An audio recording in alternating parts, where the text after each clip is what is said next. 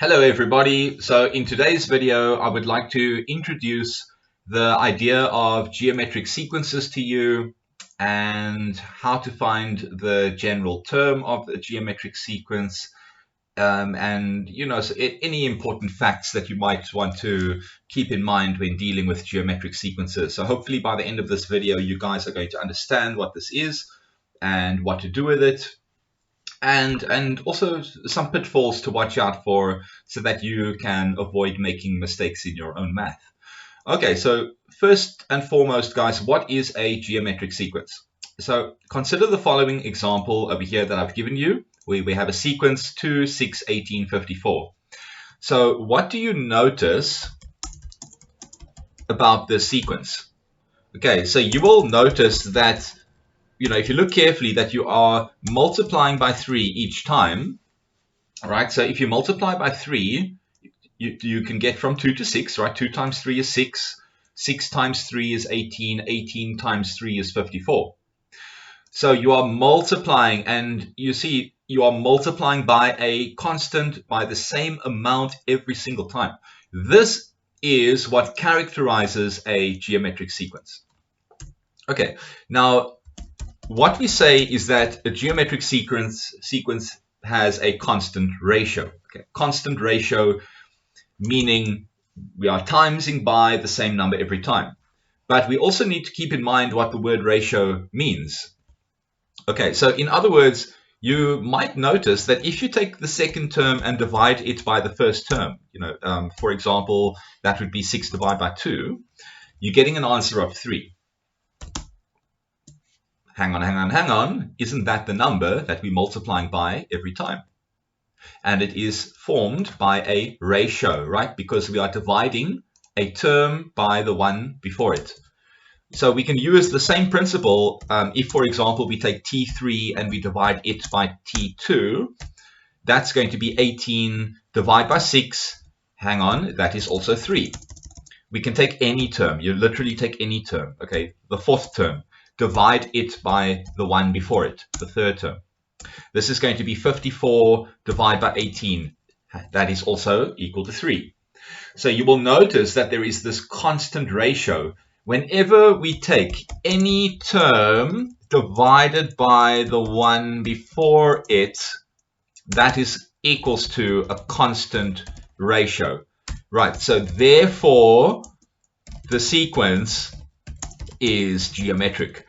So if ever you want to test whether a sequence is geometric or not, this is the test that you have to conduct. You have to check, is there a constant ratio? If I take any term divided by the one before it, is it going to give me the same answer each and every single time or not?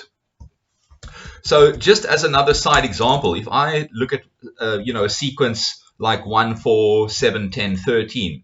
Now you can see this is obviously an arithmetic sequence, because if I take 4 minus 1 or 7 minus 4, any term minus the one before it. And I have done some videos on this. So if you're not sure what an arithmetic sequence is, remember, check my playlist and you can watch a couple of videos to get up to date. But an arithmetic sequence is where there's a constant difference, okay?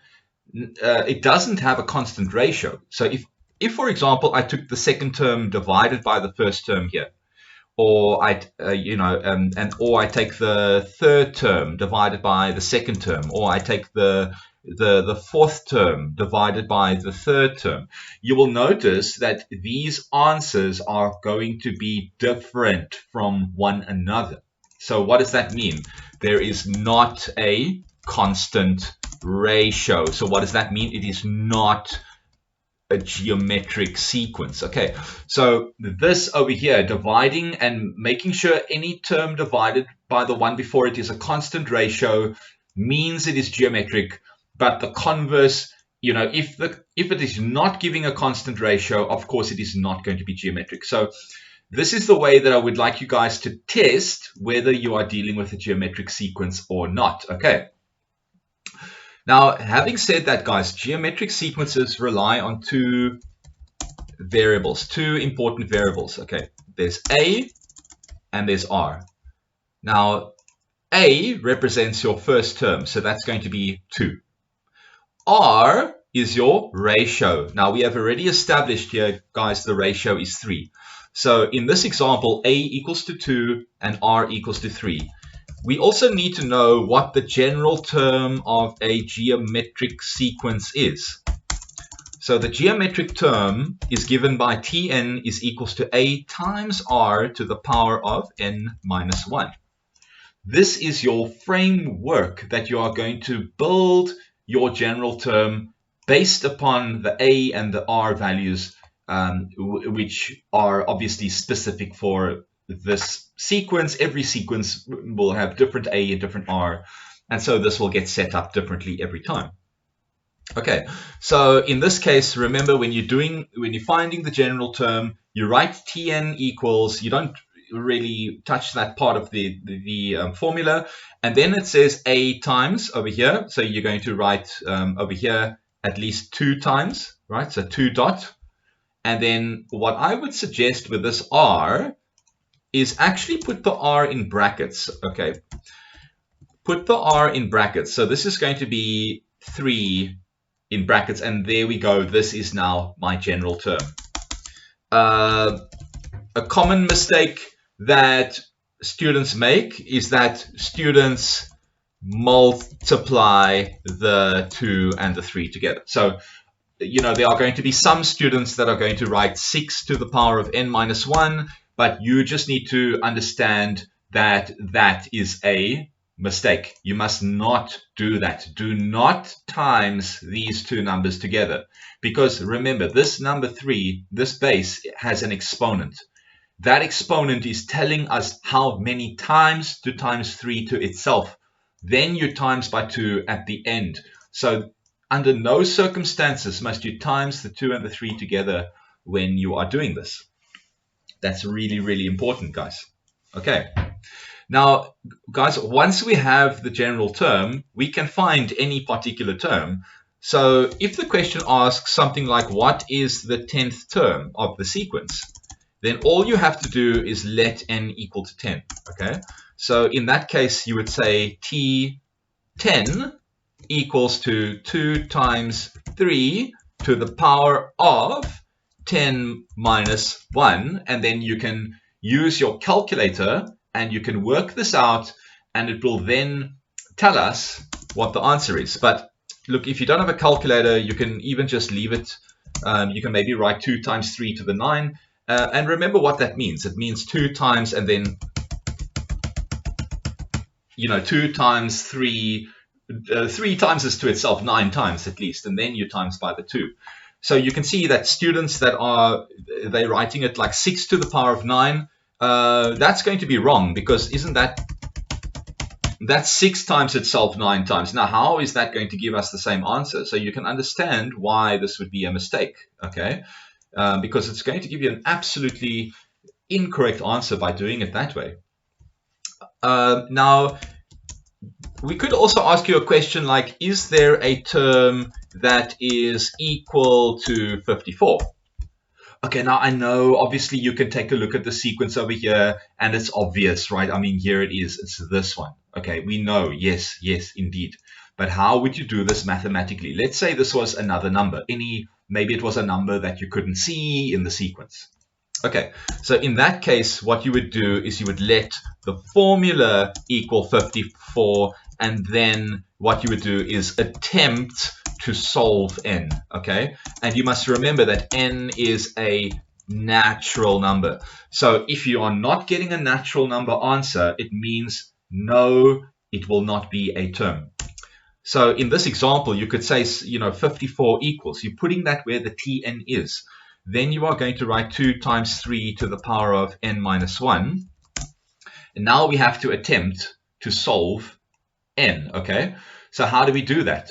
The first thing you do is you divide by the a value, okay? So you're going to write 54 divided by 2 equals to 3 to the power of n minus 1. Now, at this point, the brackets around the 3 are not really essential.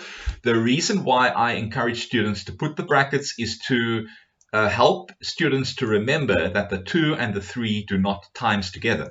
But ultimately, you could actually, if you understand that, you don't really need the brackets. The brackets are nice, though, if it's a fraction. So if you have like a fraction, it looks better, you know, so just keep that in mind. And if you have a negative number, you definitely want to put that in brackets, okay, definitely.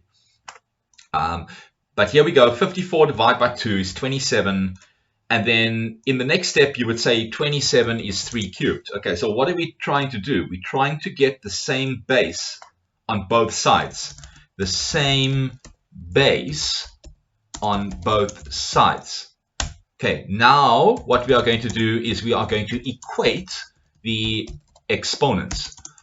In other words, to put it more plainly, you're just going to make them equal, okay? So you're going to say 3 equals to n minus 1 because those are your exponents. You're making them equal. And so doesn't that then mean that n equals to 4? Okay, notice that it is indeed a natural number. So this is going to work. It means the fourth term is equal to 54.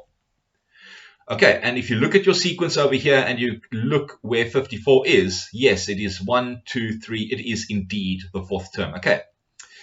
So guys, yeah, I hope that you understand now what I've been trying to do here. A geometric sequence is any sequence where there is a constant ratio. You must remember that to get your constant ratio, you take any term like T2, you divide it by T1.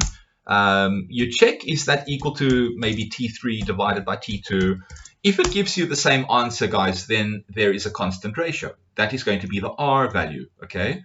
Remember, the first number is your A. This is your general term. You substitute A and R into this, and remember, I suggest to put R in brackets. Do not times A with R.